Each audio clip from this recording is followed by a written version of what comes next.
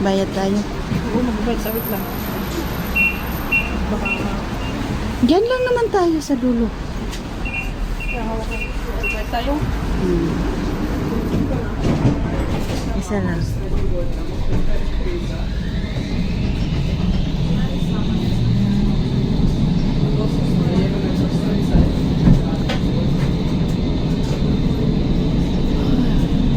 Bayad sila.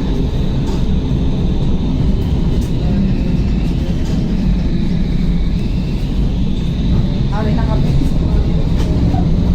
Tingin na ano.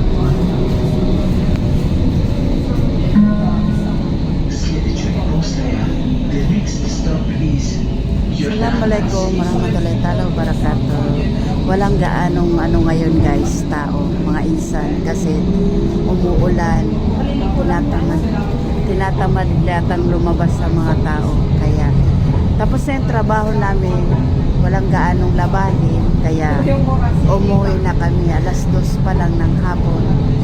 Umuwi na kami kasi may pupuntahan kami. Bibili daw si Mahal ng something, hindi ko alam. Tapos bibili na rin kami ng tinapay namin kasi pag malapit doon sa amin pinagtatrabahuan, mahal ang tinapay dito.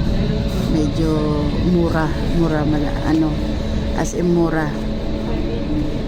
Tapos hindi pa matigas kasi pagka inabutan na ng kinabukasan, kailangan mo nang initin. Nakakaano naman panagi na lang init. Parang masama daw yan sa kalusugan, sabi ni Mahal. Kaya sabi ko, bilhin muna tayo, sabi ko. Kasi naka-plastic kasi siya, kaya hindi basta-bastang tumitigas. Mamaya ipapakita ko sa inyo kung anong tinapay ang bibilhin namin. Kasi dito tinapay is life. Pag umaga, pag gabi naman, pauwi kami. Siyempre, kain tayo ng bigas. Ayan.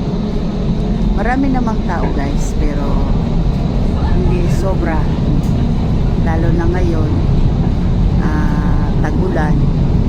Kaya, yun. Maraming salamat guys. Thank you for watching, mga insan.